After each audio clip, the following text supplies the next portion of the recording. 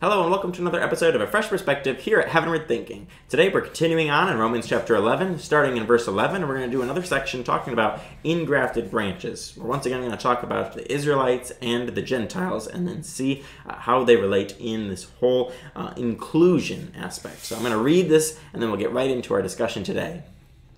Again I ask, did they stumble so as to fall beyond recovery? Not at all. Rather, because of their transgression, salvation has come to the Gentiles to make Israel envious. But if their transgression means riches for the world, and their loss means riches for the Gentiles, how much greater riches will their full inclusion bring? I am talking to you, Gentiles. Inasmuch as I am the apostle to the Gentiles, I take pride in my ministry, in the hope that I may somehow arouse my own people to envy and save some of them. For if their rejection brought reconciliation to the world, what will their acceptance be but life from the dead? If the part of the dough offered as firstfruits is holy, then the whole batch is holy. If the root is holy, so are the branches. If some of the branches have been broken off, and you, though a wild olive shoot, have been grafted in among the others, and now share in the nourishing sap from the olive root, do not consider yourself to be superior to those branches. If you do, consider this, you do not support the root, but the root supports you. You will say then, branches were broken off so that I could be grafted in. Granted, but they were broken off because of unbelief, and you stand by faith. Do not be arrogant, but tremble. For if God did not spare the natural branches, he will not spare you either. Consider therefore the kindness and sternness of God. Sternness to those who fell, but kindness to you, provided that you continue in his kindness. Otherwise, you also will be cut off. And if they do not persist in unbelief, they will be grafted in, for God is able to graft them in again. After all, if you were cut out of an olive tree that is wild by nature, and contrary to nature, were grafted into a cultivated olive tree, how much more readily will these, the natural branches, be grafted into their own olive tree? So as we look at, again at this section talking about the Jewish people, the Gentiles, and how the Gentiles were included into the promise of God because of the Jewish unbelief, what can we take out of this section besides just beating it over the head one more time? I think it's just beating it over the head one more time.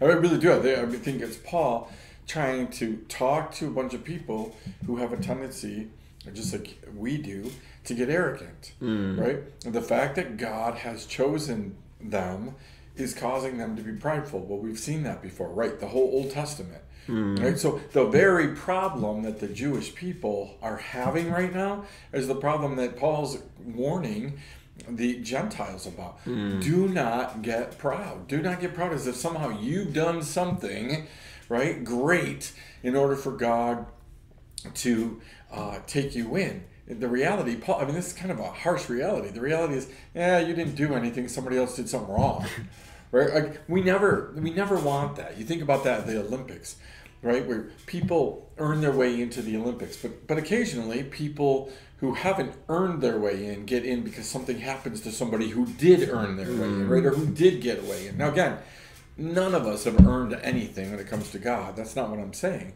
But what I'm saying is God chose the Jewish people. They, in their brilliance, unchose him, right?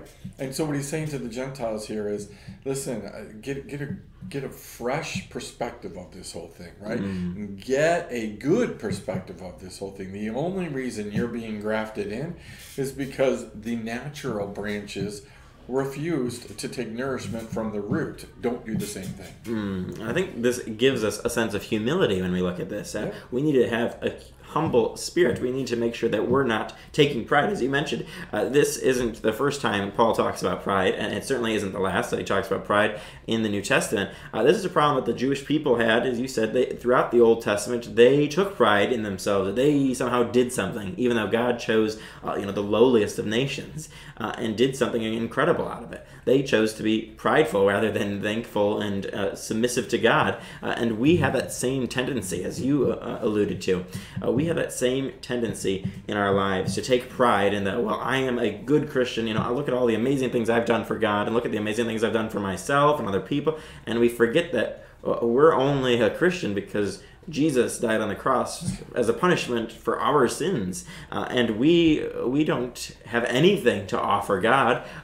Giving him our life is such a small response when he gave us everything, when he died for all of us. And so this section to me reminds us of humility. If we don't get anything else out of this section besides the whole Jewish-Gentile relationship, this is certainly something that strikes me maybe a little differently than in previous sections where we've talked about this. It's really the focus on don't be prideful, be humble, because once again, salvation comes through grace through faith in Jesus Christ, not our works, nothing that we've earned, nothing that we've deserved or done anything for. It's all about Jesus Christ. And so I think Paul's reminding the Gentiles, which would be all of us, I think he's reminding us, don't be prideful, be humble, and look to Jesus, not to yourself.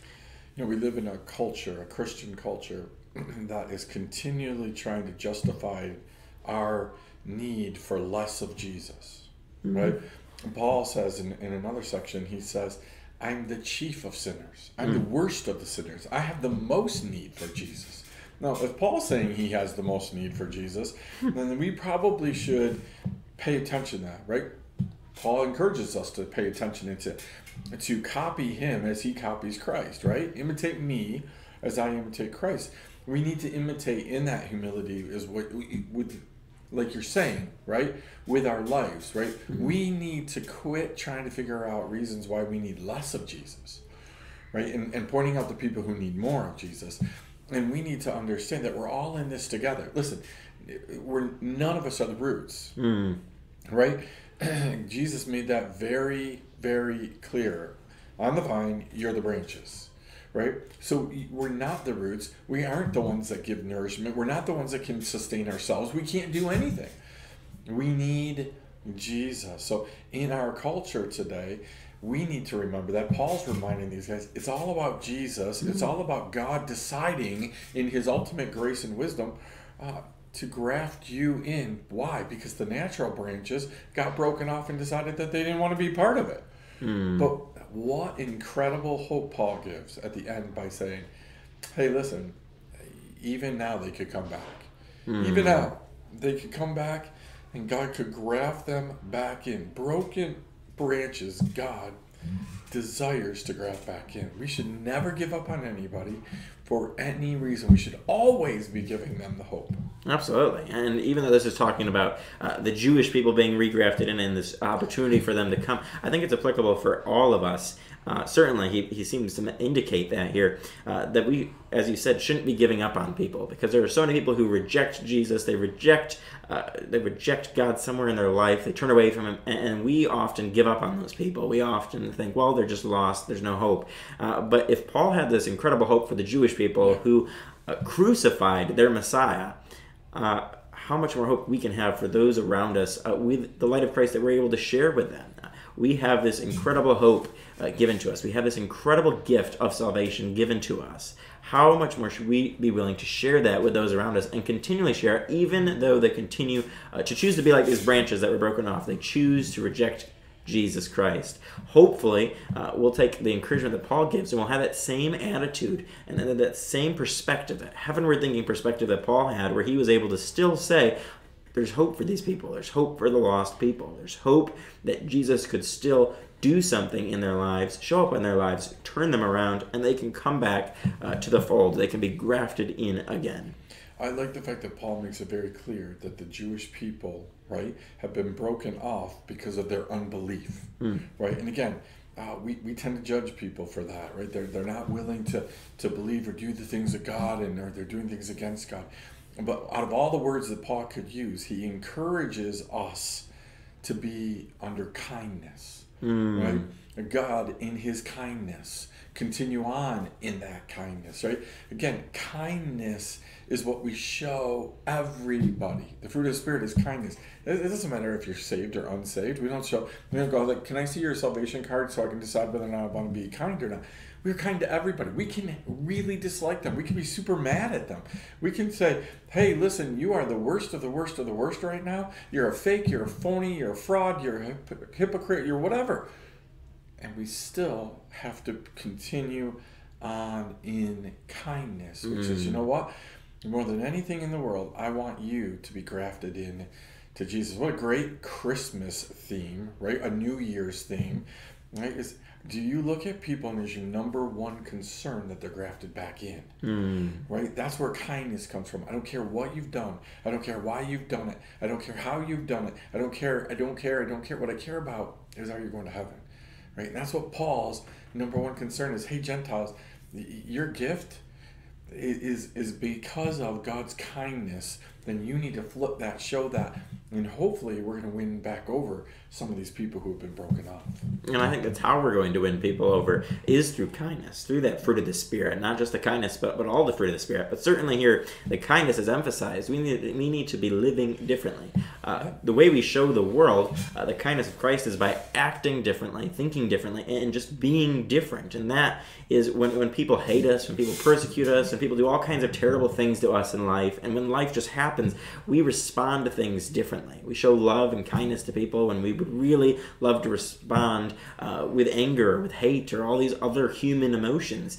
We need to choose this kindness of God, this fruit of the Spirit, not the fruit of the flesh. And that's how we're going to get people to see what's different about us, and then hopefully that points them to Jesus, and that's how they can get a reconnection with God. That's how they can have a second chance to be grafted back in. If we do our part, shine the light of Christ by being kind to others, even when they don't seem to deserve it, just like we don't, that's how we can point people to Christ. And so I would challenge our viewers as we pursue this new year, and we look forward to it, that they really would consider how we can point people to Christ, how we can be kind, and how we can remember to have a spirit of humility this week, not a spirit of pride. And I hope you'll be challenged by that, encouraged by that this week, and that you'll join us next time for another episode of A Fresh Perspective here at Heavenward Thinking.